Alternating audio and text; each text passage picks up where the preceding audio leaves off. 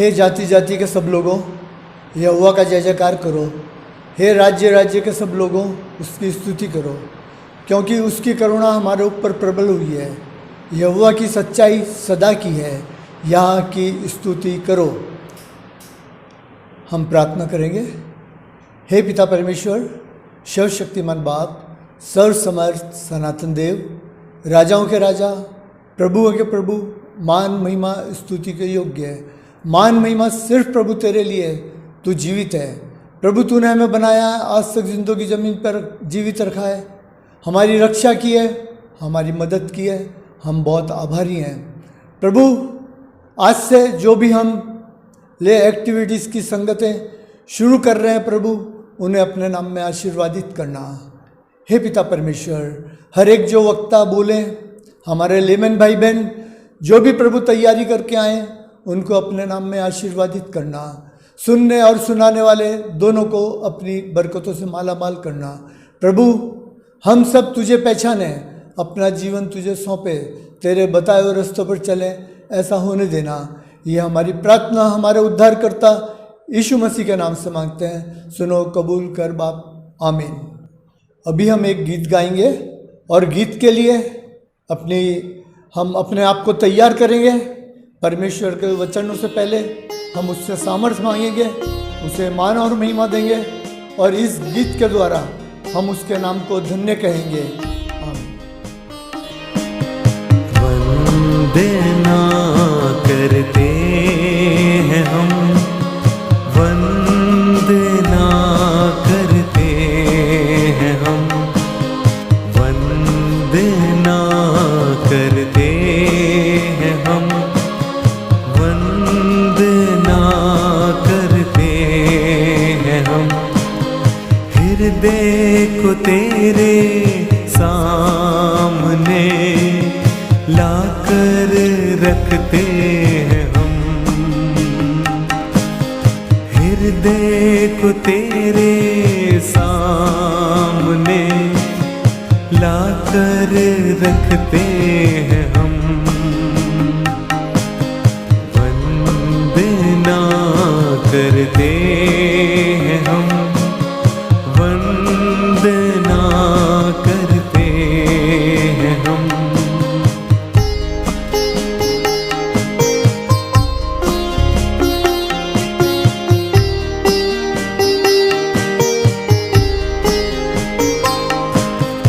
हृदय में मेरे मसीहा जीवन दीप जला, हृदय में मेरे मसीहा जीवन दीप जला। हृदय के पापों को धोकर प्रेम की राह दिखा, हृदय के पापों को धोकर प्रेम की राह दिखा।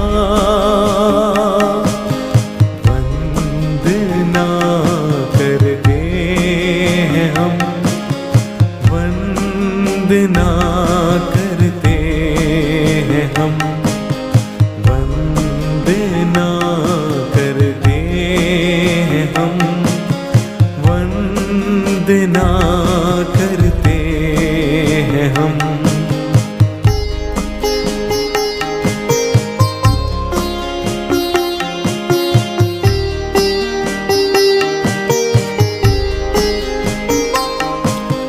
मैं हूँ निर्बल माना,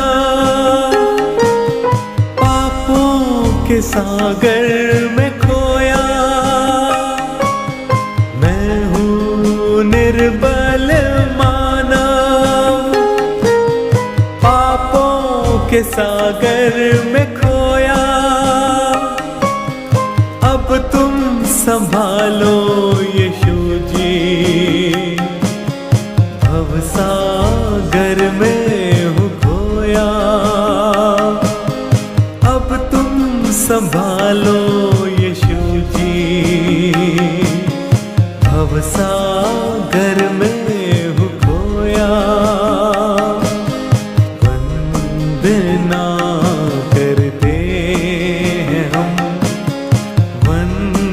वंदना करते हैं हम, वंदना करते हैं हम, वंदना करते हैं हम। शक्ति दे दो मुझको, मेरा नहीं कोई मीत।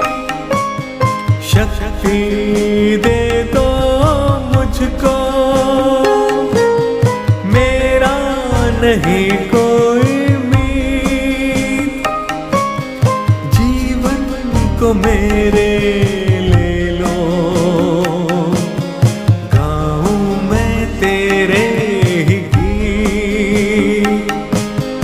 जीवन को मेरे ले लो, गाऊं मैं तेरे ही गीत। वंदना करते हैं हम, वंदना करते हैं हम, वंदना करते हैं हम, वंदना करते हैं हम। हृदय को तेरे सामने लाकर रखते हैं हम।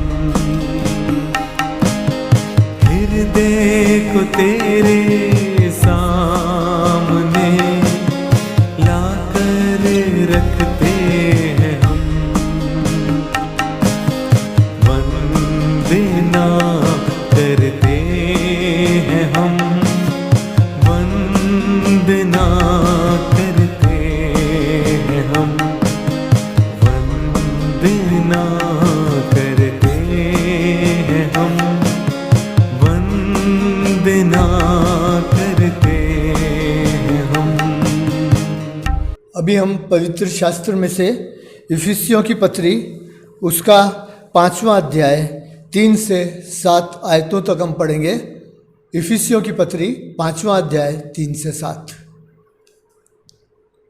जैसा पवित्र लोगों के योग्य है, वैसा तुम में व्यभिचार और किसी प्रकार के अशुद्ध काम या लोभ की चर्चा तक न हो, और न निर्लजता, न मृदता की बातचीत की, न ठट्टे की, क्योंकि ये बातें शोभा नहीं देती। वरन धन्यवाद ही सुना जाए, क्योंकि तुम यह जानते हो कि किसी व्यभिचार व अशुद्ध जन या लोभी मनुष्य की जो मूर्ति पूजा के बराबर है, मसीह और परमेश्वर के राज्य में मिरास नहीं है। कोई तुम्हें व्यर्थ बातों से धोखा न दे, क्योंकि इन्हीं कामों के कारण परमेश्वर का क्रोध आज्ञा न मानने वालों पर भड़कता है। इसलिए तुम उनके सहभागी न हो। ये पवित्र वचन है जो पवित्र शास्त्र में से लिए गए हैं। आमीन। अब हमारे चर्च के सेक्रेटरी श्री विलियम भाई जॉन हमारे बीच में हैं, और वो पास्टर साहब का और चर्च के लोगों का जो भी आभार मानना है और जो भी एप्रिशिएट करना है, उसके अंदर हमारा अनुकरण करेंगे, और हम ये समय अब उनको देंगे। સારું, ઈશ્વર પિતાનો આજના દિવસને માટે આપણે આભાર માનીએ છીએ, અને સાથે સાથે ગુજરાત રિજનલ કોન્ફરન્સની જે વ્યવસ્થા છે તેમાં લે એક્ટિવિટી બોર્ડ એક બહુ મહત્ત્વનું અંગ છે, અને દર વર્ષે MCIના કેલેન્ડર પ્રમાણે લે વીક અને લે સન્ડેની વ્યવસ્થા કરવામાં આવે છે, અને આ વર્ષે પણ તારીખ 5મી ઓક્ટોબરથી 10મી ઓક્ટોબર એટલે કે સોમવારથી લઈ અને શનિવાર સુધી લે સપ્તાહની ઉજવણી કરવી, 11મી ઓક્ટોબરના દિવસ એટલે કે રવિવારના દિવસે લે સન્ડેની ઉજવણી કરવી, અને તેની સાથે સાથે 4મી ઓક્ટોબર એટલે કે રવિવારના દિવસે પાસ્ટર એપ્રિસિએશન સન્ડે એટલે કે જે પાળક સાહેબો જે તે મંડળી પર સેવા આપે છે તે સેવાની કદર કરવી, તેમને માન આપવું, તેમની માટે પ્રાર્થના કરવી અને તેમને ઉત્તેજન આપવું. અને આ આખી લે એક્ટિવિટી બોર્ડની જે વ્યવસ્થા છે, વિશેષ કરીને આપણા conference leader Shri Alap master સાહેબને માટે અને તેમની સાથેની આખી જે સભ્યો છે તે બધાને માટે આપણે આભાર માનીએ છીએ. અને આપણી મંડળીમાં પણ આ વર્ષે આ ઓનલાઈન વ્યવસ્થા થઈ શકી માટે આપણે મંડળીનો આભાર માનીએ છીએ. અને સાથે સાથે બાળક રેવરન્ડ કેતન પરમાર સાહેબનો પણ આપણે આભાર માનીએ છીએ. અને 4મી તારીખ પાસ્ટર એપ્રિસિએશન સન્ડે ઉજવવો તેવું નક્કી કરવામાં આવ્યું. અને તે અનુસંધાનમાં આપણે જાણીએ છીએ કે છેલ્લા 3 વર્ષથી પાળક સાહેબ આપણી મંડળી ઉપર સેવા આપી રહ્યા છે.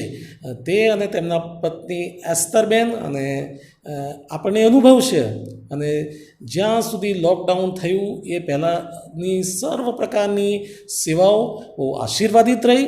આપણે બાળક સાહેબનો આભાર માનીએ છીએ, આપણે ઈશ્વર પિતાનો આભાર માનીએ છીએ, આપણે એસ્તરબેનનો આભાર માનીએ છીએ. અને જે કંઈ પરિસ્થિતિ કોવિડ-19ને લીધે થઈ એ બધા દ્વારા અને એ બધા પછી જે કંઈ ટેકનિકલ બાબતો અને ઓનલાઈન ભજન સેવાની જે વ્યવસ્થા કરવી અને તેનું પ્રસારણ કરવું ને રેકોર્ડિંગ કરવું, આ બધી જ બાબતો ઘણીવાર અઘરી લાગે, પણ આપણે આભાર માનીએ છીએ બાળક રેવરન્ડ કેતન પરમાર સાહેબનો. તેમની આવડતને લીધે અને આ સર્વ પ્રકારની ટેકનિકલ વ્યવસ્થા તેમણે કરી અને આપણને દર રવિવારે તેઓ ઓનલાઈન વર્શિપમાં આપણને સાથે જોઈન કરે છે. તદુપરાંત ગુરુવારની જે બાઇબલ સ્ટડી છે, પ્રાર્થના મિટિંગ છે તેમાં, અને તે સિવાય અનેક જે વોટ્સઅપમાં જુદા જુદા સન્ડે સ્કૂલના જે વર્ગો ચાલે છે તેમાં. અને આ બધા પાછળ તેમની જે સખત મહેનત છે, કારણ કે આ બધી જ વ્યવસ્થા બહુ સમય માગી લે છે, બહુ જ્ઞાન ને ડાપણ માગી લે છે. પણ આપણી મંડળીમાં રેવરન્ડ કેતન પરમાર સાહેબ અને એસ્તરબેનને લીધે આ બધી વ્યવસ્થા થઈ શકી. આપણે ઈશ્વર પિતાનો આભાર માનીએ છીએ, આપણે બાળક રેવરન્ડ કેતન પરમાર સાહેબનો પણ આભાર માનીએ છીએ. અને આજે એ સમય છે કે આપણે બાળક સાહેબને માન આપીએ, આપણે તેમનો આવકાર કરીએ, આપણે તેમની માટે પ્રાર્થના કરીએ. અને હું તમને પણ વિનંતી કરું છું કે મંડળીના સભ્યો તરીકે તમે તમારી વ્યક્તિગત તેમજ કૌટુંબિક પ્રાર્થનાઓમાં બાળક સાહેબને અને તેમની સેવાઓને યાદ રાખશો, તેમની આગેવાનીને યાદ રાખશો, કે જેથી કરીને આવનાર દિવસો અને વર્ષોમાં તેમની આત્મિક આગેવાની નીચે સિયોન મેથોડિસ્ટ ચર્ચ સાબરમતી, એટલે કે આપણે બધા જ આત્મિક રીતના, સામાજિક રીતના, કૌટુંબિક રીતના, વ્યક્તિગત રીતના બહુ જ આશીર્વાદિત થઈએ અને એ સર્વમાન મહિમા સ્તુતિકારો ઈશ્વરને મળે એવી હું તમને વિનંતી કરું છું. અને આ સમયે હું આપણા લે પ્રવૃત્તિ સમિતિના પ્રમુખ માર્ટિન હેક્ટર સાહેબને આગળ બોલાવું છું. તેઓ આવશે અને માનનીય રેવરન્ડ કેતન પરમાર સાહેબ પણ આવશે અને એક આપણે બુકે દ્વારા આપણે તેમનો આવકાર કરીશું. અને ટોકન ઓફ એપ્રિસિએશન અથવા તો ટોકન ઓફ ગ્રેટિટ્યૂડ, એક નાની ભેટ મંડળી તરફથી આપણે તેમને આપવા માગીએ છીએ. અને માર્ટિન હેક્ટર સાહેબ આગળ આવશે અને રેવરન્ડ કેતન પરમાર સાહેબ આગળ આવશે અને આ પાસ્ટર એપ્રિસિએશનમાં આપણે આગળ વધીશું. Thank you.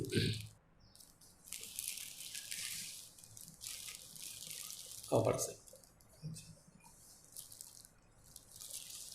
માર્ટિનભાઈ, બુકે મંડળી તરફથી અને લવ ગિફ્ટ છે મંડળી તરફથી. લે પ્રવૃત્તિના સમિતિના પ્રમુખ માર્ટિન હેક્ટર સાહેબ બાળક સાહેબને બુકે અને લવ ગિફ્ટ આપીને તેમનો આવકાર કરશે અને તેમનો આભાર માનશે. સાહેબ, તમારી સેવાઓને અમે કદર કરીએ છીએ. તમે મંડળી ઉપર આટલો પ્રેમ રાખો છો, આટલી વ્યવસ્થા કરી, એટલા માટે આભાર માનીએ છીએ. ઈશ્વર તમારી સેવાઓને વધુ આશીર્વાદિત કરે અને એસ્તરબેનને અને તમને સ્વસ્થ રાખે. અમે બધા તમારી માટે પ્રાર્થના કરીએ છીએ. Thank you very much. Thank you so much. તમારી સો મચ મહેરબાની માટે આપણા બ્રધર માટે ખાસ આભાર માનું છું, પ્રભુનો આભાર માનું છું કે મંડળીમાં તક મળી સેવા કરવાની અને પ્રભુ અદ્ભુત રીતે આપણો ઉપયોગ કરી રહ્યા છે. આપણે બધા સાથે મળીને પ્રભુમાં વૃદ્ધિ પામીએ એ જ ખાસ શુભેચ્છા અને પ્રાર્થના છે. અમારા માટે ખાસ પ્રાર્થના કરશો અને તમારી અંગત પ્રાર્થનામાં પણ ધરી રાખશો. ફરી એકવાર ચર્ચ સેક્રેટરી વિલિયમભાઈનો અને ખાસ આપણા લે લીડર શ્રી હેક્ટર માર્ટિન અંકલનો આભાર માનું છું અને સાથે આખી મંડળીનો આભાર માનું છું. તમે અમારી કદર કરો છો, તમે પ્રેમ રાખો છો, મદદરૂપ થાવ છો, માટે તમારો આભાર. Thank you. દરેકને પ્રભુ આશીર્વાદિત કરે. Thank you. God bless you. સાથે સાથે આપણે જે લે એક્ટિવિટી બોર્ડની વ્યવસ્થા છે તેમાં દર વર્ષે એક મનન પુસ્તિકા તૈયાર કરવામાં આવે છે, ડિવોશનલ ગાઈડ, અને તેના આધારે આખું અઠવાડિયું પ્રભુના વચનો આપવામાં આવે છે. અને આ વર્ષે દર વર્ષની જેમ કોઈક પાળક સાહેબને જવાબદારી આપવામાં આવે છે, અને આ વર્ષે એ જવાબદારી આખા કોન્ફરન્સ લેવલે આપણા પાળક સાહેબ રિવરન્ડ કેતન પરમાર સાહેબને આપવામાં આવી લે એક્ટિવિટી બોર્ડ દ્વારા. માટે લે એક્ટિવિટી બોર્ડનો પણ આપણે આભાર માનીએ છીએ. અને જે આ પુસ્તિકા તમે જે જોઈ રહ્યા છો, તમારી સુધી જેઓ વચન આપે છે તેમને આપવામાં આવી છે. અને આ પુસ્તિકા રિવરન્ડ કેતન પરમાર સાહેબે તૈયાર કરી છે. લગભગ 8 સંદેશાઓ તેઓએ તૈયાર કર્યા છે કે ખ્રિસ્તમાં આપણી ઓળખ, આઈડેન્ટિટી ઇન ક્રાઇસ્ટ.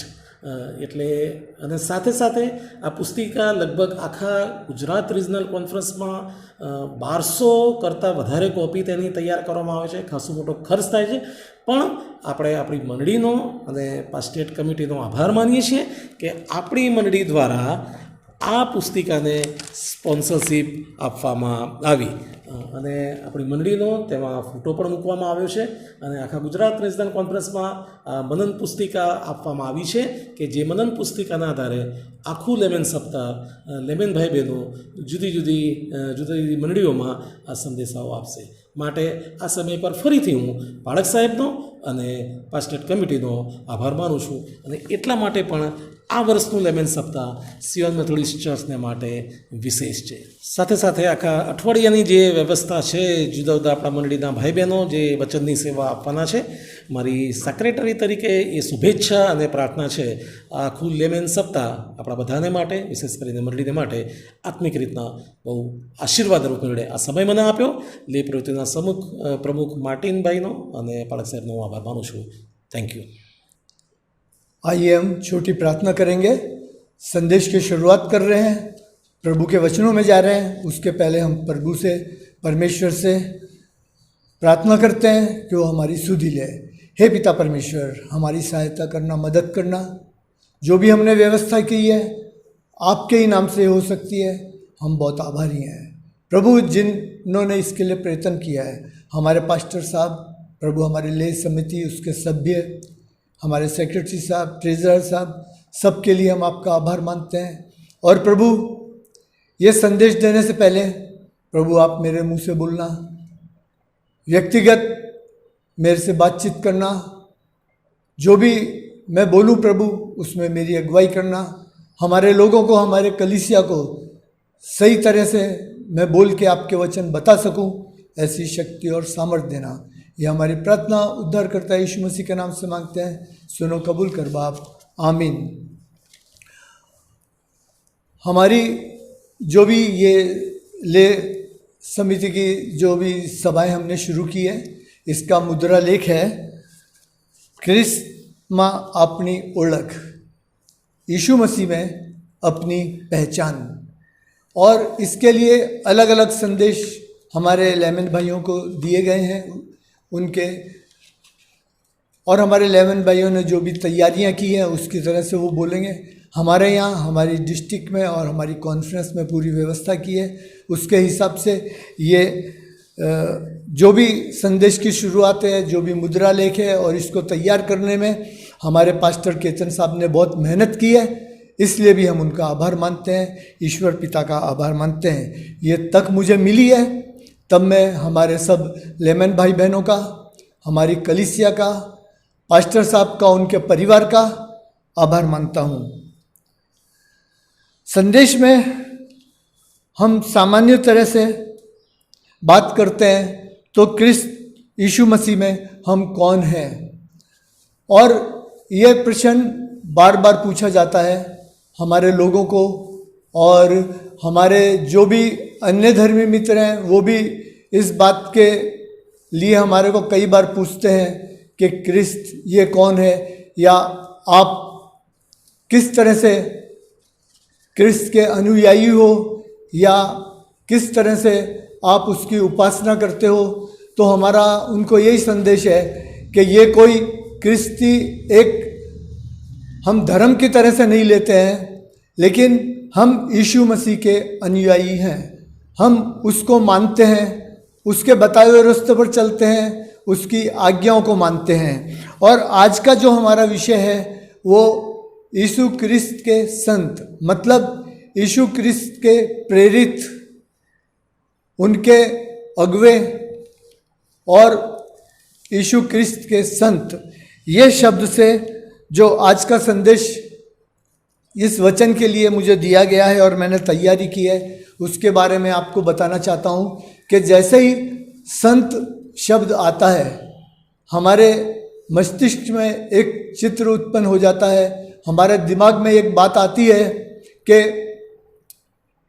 संत मतलब जिस इंसान ने इस दुनिया का पूरा वैभव, दुनिया की चहल पहल, दुनिया की चकाचौंध, उससे अपने आप को अलग कर लिया है, वो पूरी तरह से ईश्वर को जिसने अपना अनुयायी मान लिया हो और ईश्वर के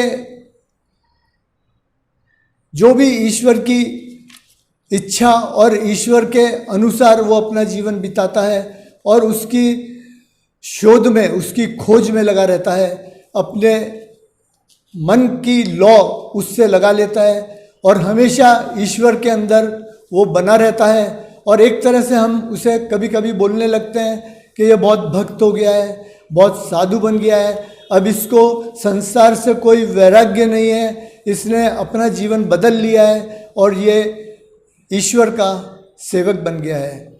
लेकिन नए नियम के हिसाब से हम जब बाइबल पढ़ते हैं तो उसके अंदर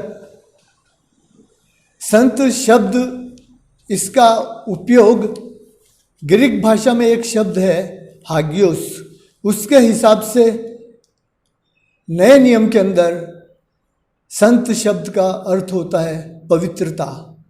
जो इंसान पवित्र है, जिसे ईश्वर ने चुन लिया है, पसंद करा है, जिसे यीशु मसीह के रक्त के द्वारा खरीद लिया गया है, जिसका नया जन्म हुआ है, जिसके हृदय का परिवर्तन हो गया है, उसने अपने आप को यीशु मसीह के वचनों पे चलने के लिए पूरी तरह से सौंप दिया है और जो ईश्वर पिता के नाम से अब जाना जाने वाला है। और जब हम संत की बात करते हैं तो ये यहाँ पवित्र लोगों का समूह, और यीशु मसीह ने अपने वचनों में कहा है कि तुम सब परमेश्वर के याजक हो, तुम सब किस कलीसिया के याजक हो और तुम चुन लिए गए हो, तुम्हें पसंद करा गया है। इसलिए हमारा भी ये कर्तव्य होता है कि हम अपना जीवन बिल्कुल जो भी हमें आज्ञाएं दी गई हैं, जो भी नियम दिए गए हैं, उनके अनुसार से हम चलें। हर एक जो यीशु मसीह के नाम से खरीदा गया है, जिसका उत्थान हुआ है, उद्धार हुआ है, जो परमेश्वर के यीशु मसीह के समीप आ गया है, जिसने अपना जीवन बदल लिया है, उस इंसान को बहुत से आशीष मिलते हैं और वो हमेशा अपने आप को प्रभु के निकट, प्रभु के अधीन समझने लगता है। और ये सिर्फ उसका नहीं, पर ईश्वर का अनुग्रह, उसकी कृपा हमेशा उस इंसान के ऊपर बनी रहती है। और यहाँ बाइबल में हमें कई जगहों पे बताया है, कुलिसियों 1:12 में, एफेसियों 1:10 में और कुरिन्थियों 6:2 में। इनके हिसाब से हम परमेश्वर की जो संतान है, जो भी परमेश्वर के संतान हैं, उन सब के अंदर हमें वारिस बना दिया गया है, हमें भी शामिल कर लिया गया है। अब उसने हमें अपने बेटे बेटी कहा है, हम उसे आसमानी बाप कह के पुकार सकते हैं, और उसने हमें अपना अनुयायी बना लिया है और हमें अपने राज्य में भागीदार बना लिया है। एक तरह से जैसे इस पृथ्वी के ऊपर हम रहते हैं तो यहाँ हमारे माँ बाप हैं, शायद उसके 3 बच्चे हैं और एक आध लड़की है या दूसरी कुछ बात है, तो उसमें उनकी जो भी मिल्कत है उसके अंदर वो भागीदार होते हैं या उनके नाम पे वसीयत कर दी जाती है। ऐसे ही प्रभु यीशु मसीह के रक्त के द्वारा ईश्वर पिता ने हमें अपना भागीदार बना लिया है, हमें अपनी विरासत दी है, और वो विरासत इस संसार की नहीं है, वो विरासत हमेशा के लिए स्वर्ग की विरासत है, जिसमें हमें उसने चुना है, हमें आमंत्रित किया है। और इसी के अंदर हम अब उसके कुटुंब के सभ्य हो गए हैं। जो भी उसका कुटुंब पूरा है, कुटुंब उसका मतलब जो उसके अनुयायी हैं, जो उसके नाम पे जाने जाते हैं, उन सब में हम भी शामिल हो गए हैं। और हमें उसने याजक वर्ग कहा है। अब याजक वर्ग ऐसा है जो उसको पूरी सत्ताएं दी गई हैं, वो न्याय भी कर सकता है। वो सब बातों में अगर हम कुछ गलत करते हैं तो हमें समझा सकता है। जो भी हमारे याजक हैं, जैसे हमारे पास्टर हैं, डिसू हैं, हमारे बिशप हैं, वो हमारा ख्याल रखते हैं। अगर हम गलत काम करते हैं तो उनके वचनों, बाइबल के आधारित वचनों के द्वारा हमारे जीवन को वो सुधारने की कोशिश करते हैं और हमें बताते हैं, सच्चाई का रास्ता दिखाते हैं। और वो हमारे जीवन को बदलने के लिए हमेशा तत्पर रहते हैं। जब हम अपने आप को संत बना लेते हैं, पवित्र बना लेते हैं, यीशु मसीह के लहू में हम अपने आप को पवित्र कर लेते हैं, छुपा लेते हैं, तब हमारे जो भी ये आशीर्वाद हैं वो हमें मिलते हैं। लेकिन इन आशीर्वादों को तो हम ले लेते हैं, पर फिर हमारे कर्तव्य भी बढ़ जाते हैं।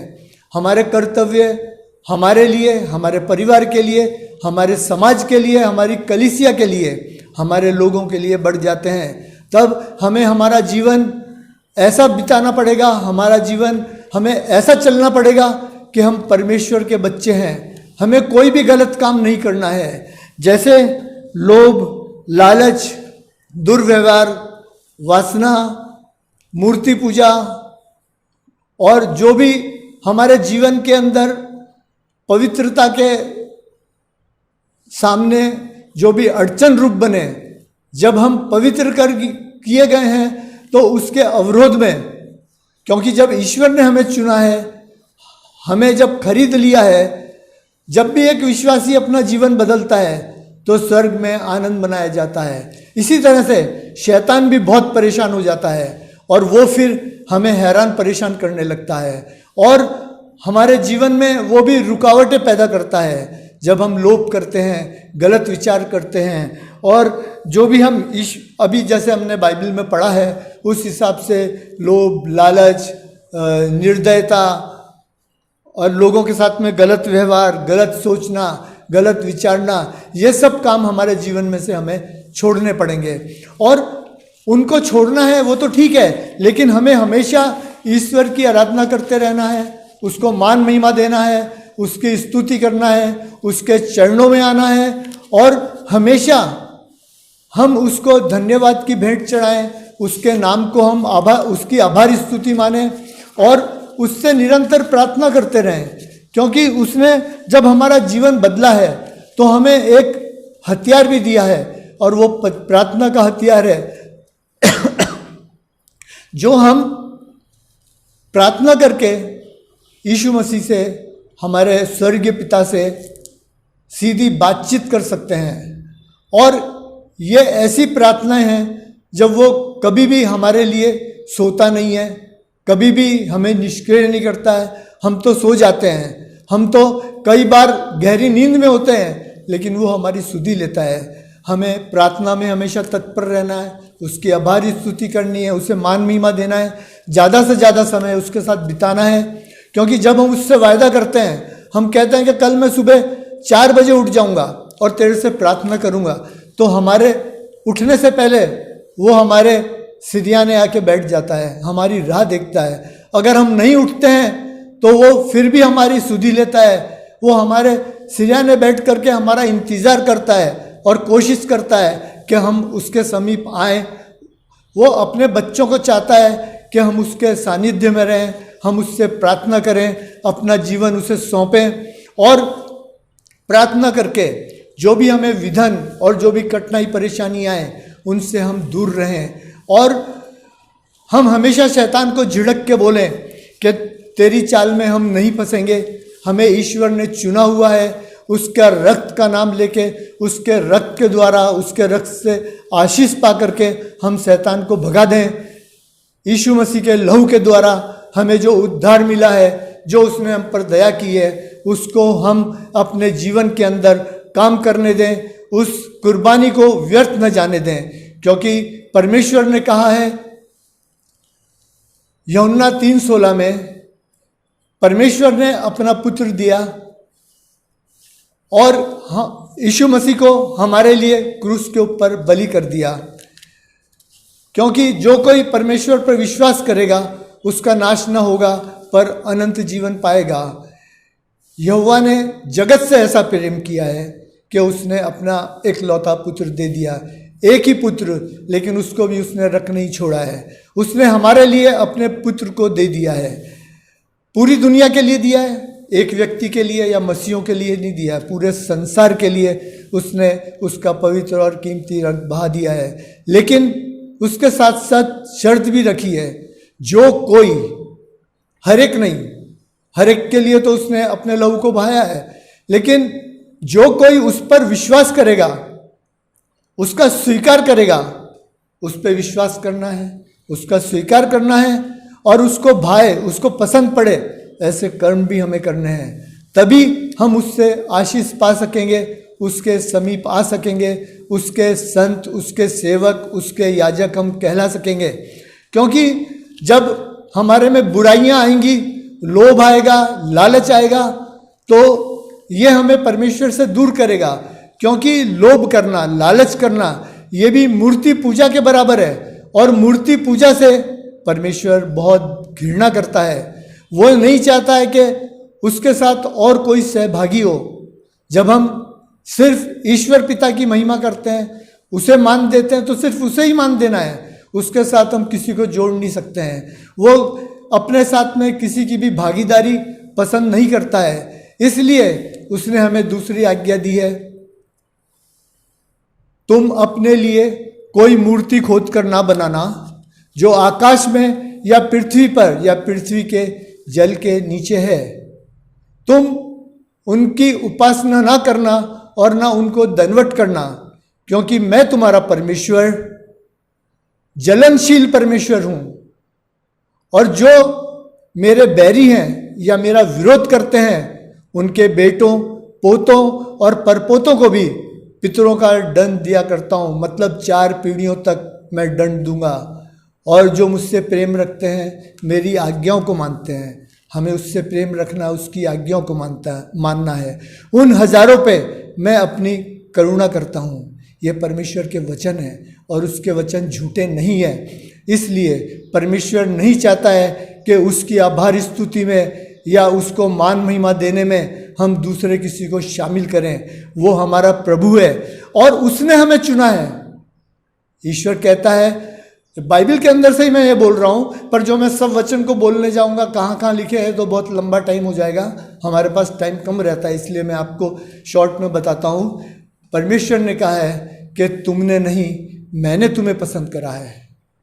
अब जब उसने हमें पसंद करा है तो हमें अपने बेटे बेटी कहा है, हमें अपना वारिसदार बना लिया है। और वो बोलता है, जब तुम मेरी आज्ञाओं को नहीं मानते हो, मेरी आज्ञाओं पे नहीं चलते हो, तो मुझे हे प्रभु क्यों बोलते हो। अगर हमें उसे हे प्रभु कहना है, उसकी आज्ञाओं को मानना है और हम चाहें कि वो हमारे साथ रहे, तो हमें उसकी आज्ञाओं को भी मानना है। क्योंकि मत्ती के अंदर जो पहाड़ी उपदेश है उनमें लिखा है, जो मुझसे हे प्रभु कहते हैं, उनमें से हर एक स्वर्ग के राज्य में प्रवेश नहीं करेगा, पर वही जो मेरी स्वर्गीय पिता की इच्छा पे चलता है।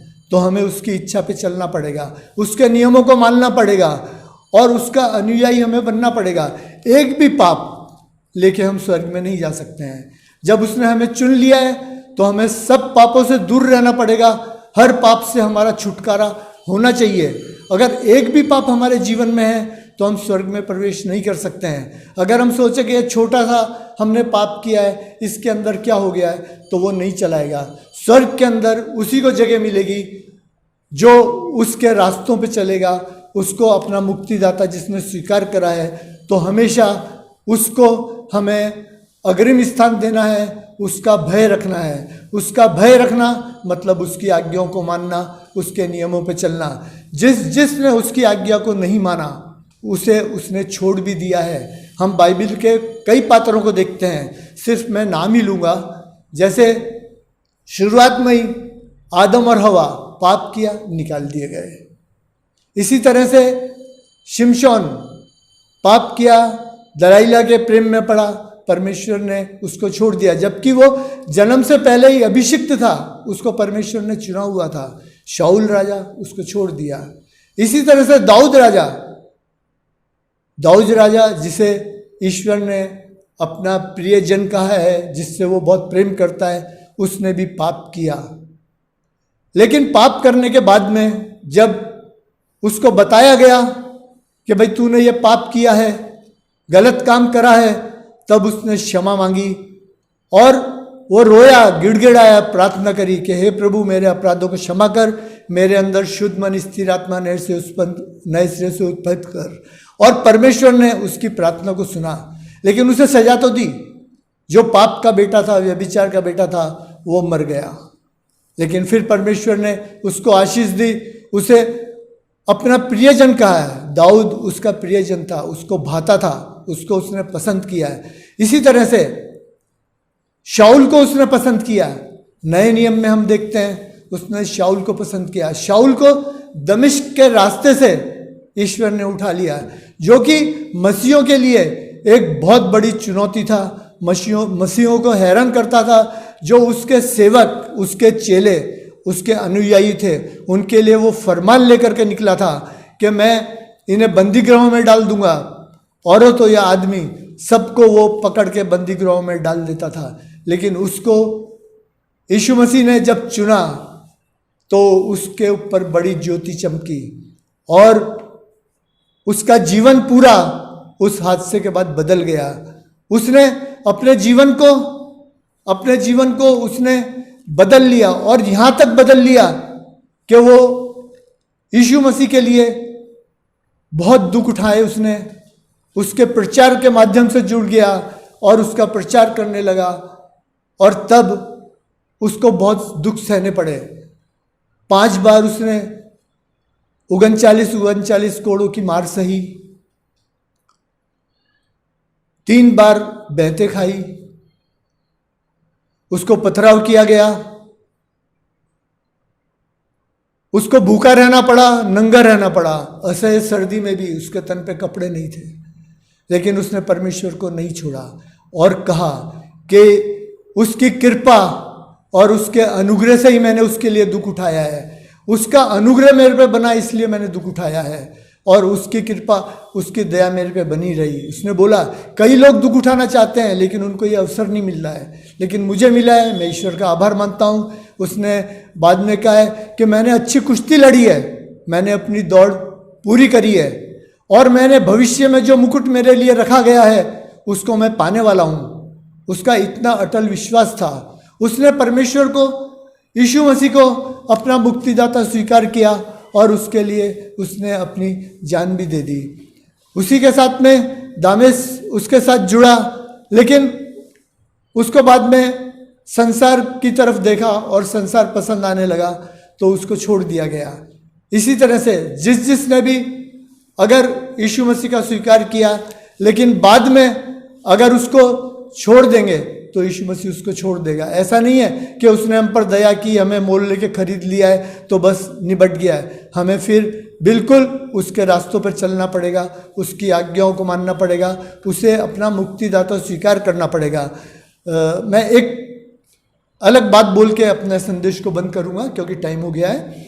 देखिए, हमें ईश्वर के नाम में, उसकी योजना में और उसके भय में उसकी आज्ञाओं पे चलना है। एक बार ऐसा हुआ, एक पास्टर साहब ने सोचा कि चलो हम लोग सुवार्ता प्रचार के लिए जाते हैं और किसी मिशनरी क्षेत्र की मुलाकात लेते हैं। तो उन्होंने तैयारी करी, 4-5 दिन के लिए जाना था। 8-10 लोग तैयार हो गए, ठीक है चलते हैं। तो एक पॉकेट मार था, वो नया नया प्रभु में आया था। ने बोला कि मुझे भी साथ ले लो। मना करा लोगों ने, बोला साहब इसको मत लेना, ये पॉकेट मार है, अपने को मुश्किल में डालेगा। पास्टर साहब ने बोला नहीं अभी प्रभु में आया है, नया नया इसका जीवन प्रभु को दिया इसने, चलो ले लो। उसको ले लिया साहब। पहुँचे जहाँ ठहराया था वहाँ रुके, पहली रात को सोए तो एक इंसान की घड़ी गायब हो गई।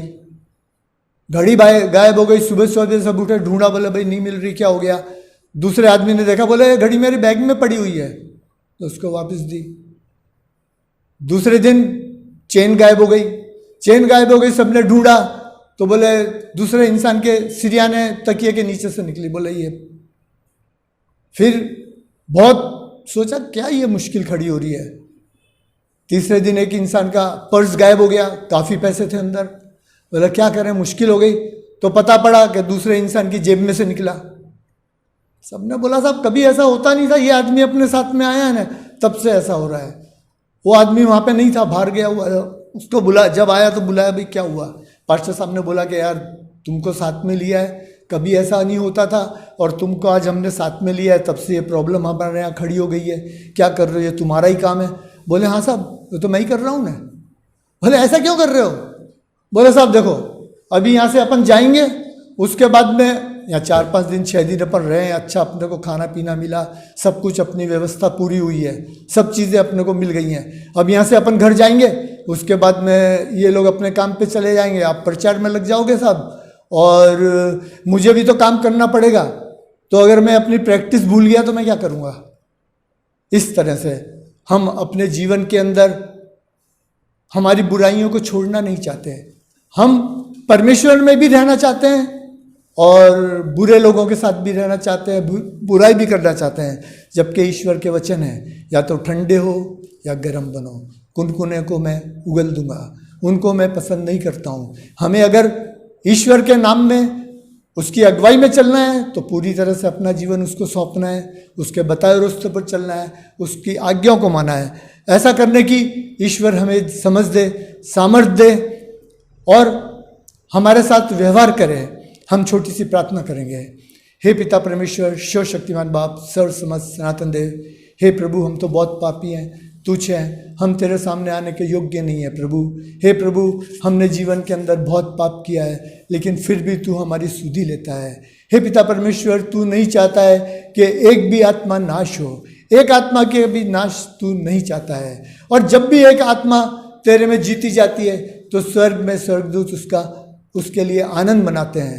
हे प्रभु, तू हमारी सुधि लेता है, हमारी रक्षा करता, मदद करता, हमारे जीवन में कार्य करता है। हे प्रभु, तू ही एक ऐसा ईश्वर जो हमारे पापों से छुटकारा दिलाता है। तू महान ईश्वर है। तब प्रभु हमारी सुधि लेना, हमारी कलीसिया के, हमारे लोगों के साथ रहना, हमारे पास्टर उनके परिवार के साथ, हमारे डिशु बिशप सबके लिए हम प्रार्थना करते हैं। प्रभु आप हर एक की सुधि लेना। जो भी ऑनलाइन सर्विस चलाई जा रही हैं प्रभु, जहाँ जहाँ भी तेरे नाम से प्रचार किया जा रहा है, तेरे सेवकों के साथ होना, उनको तू आशीर्वादित करना, और पूरी इस योजना के द्वारा भी तुझे मान महिमा मिले, तेरा नाम ऊंचा हो, ऐसी हम आपसे प्रार्थना करते हैं। ये हमारी प्रार्थना हमारे उद्धारकर्ता यीशु मसीह के नाम से मांगते हैं। सुनो, कबूल कर बाप। आमीन आमीन। अब ये आखिर का समय मैं पास्टर साहब को दूंगा, वो आपको बताएंगे और आशीर्वचन उच्चारेंगे। સારું, પ્રભુનો આભાર માનું છું આ સમયને માટે। આજે પહેલો દિવસ લે સપ્તાહની જે રાત્રિની સભાઓ અને પ્રથમ દિવસે આપણે મંડળીના લે લીડર શ્રી હેક્ટર માર્ટિન અંકલનો આભાર માનું છું કે તે પ્રભુનું વચન આપણી મધ્યે લાવ્યા। અને જે પ્રથમ વચન હતું, ખ્રિસ્તના સંતો, આપણી જે ઓળખ પ્રભુમાં મળી છે કે આપણે પ્રભુના સંતો છીએ અને માટે આપણે શુદ્ધ પવિત્ર જીવન જીવવાનું છે। આપણે પ્રભુ ઈસુનો સ્વીકાર કર્યો તો હવે એના માર્ગમાં ચાલવાનું છે અને સંતોને જે જીવન શોભે છે એવું જીવન આપણે જીવવાનું છે, અને જે શોભતું નથી એવી બાબતો આપણે કરવાની નથી। અને આ વચન માટે પ્રભુનો આભાર માનું છું। આવતીકાલે બીજો દિવસ, અને આવતીકાલે આપણે જે પ્રભુનું વચન જોવાના છે તે છે ખ્રિસ્તમાં આપણી ઓળખ। આપણે પ્રભુના બાળકો છે, આપણે પ્રભુના છોકરા છે, અને એ વચન આવતીકાલે શ્રીમતી સુનિતાબેન વિટની તેઓ આપણી મધ્ય લાવવાના છે। તો તેના માટે તમે ખાસ પ્રાર્થના કરશો। આવો આપણે છેલ્લી પ્રાર્થનામાં જોડાઈએ અને ત્યારબાદ આશીર્વચન સ્વીકારીશું। ધન્યવાદ પ્રભુ, તમારો આભાર, સ્તુતિ, માન, મહિમા તમારા છે પ્રભુ। તમે અમને તમારા સંતો બનાવ્યા અને પ્રભુ તમારી પવિત્રતામાં તમે અમને તેડ્યા, તમારા પુત્ર ઈસુ ખ્રિસ્તના રક્તમાં અમને શુદ્ધ કર્યા, માટે આભાર પ્રભુ। તમારા સંતો તરીકે અમે તમારા માર્ગમાં ચાલીએ, તમારા જીવનમાં પ્રભુજી અમે વૃદ્ધિ પામીએ, અને જે સંતોને શોભે છે એવા કામ કરવાને માટે, તમારી આરાધના કરવાને માટે, તમારા વચનોમાં દ્રઢ થવાને માટે, તમારી સેવાને માટે તૈયાર થવા માટે તમે અમને મદદ કરો. અને પ્રભુ તમારા મહિમાને માટે અમને વાપરો. અમારા જીવની દરેક ગુંડાઈ, દુષ્ટતા અને દરેક ખોટા કાર્યોને તમે દૂર કરો કે જે તમને પસંદ નથી, એ દરેક બાબતો તમે દૂર કરો. પ્રભુજી, આ રાત્રિની જે સભાઓ છે તેને આશીર્વાદિત કરો, તેના દ્વારા તમારો મહિમા થવા દો. પ્રભુજી, અમે બધા જ જોડાઈએ, તમારું ભજન કરીએ અને તમારી સાચી ઓળખ પ્રાપ્ત કરીએ, તેના માટે અમને મદદ કરો. પ્રભુજી, વચન આપના દરેક ભાઈ બહેનોને તમે આશીર્વાદિત કરજો, તમારી કૃપા આપજો. સગળો મહિમા, માન, ગૌરવ તમને આપતા ઈસુ પ્રભુમાં અમારી પ્રાર્થના તમે માન્ય કરો. આમેન. અને હવે આપણા તારનાર પ્રભુ ઈસુ ખ્રિસ્તની કૃપા, ઈશ્વર પિતાનો પ્રેમ, પ્રભુ પવિત્ર આત્માની દોરવણી અને સંગત આપણી દરેકની સાથે, પ્રભુના તમામ સેવક સંતોની સાથે હમણાંથી સદા સર્વકાળ સુધી હોજો. આમેન. આમેન. Thank you. God bless you.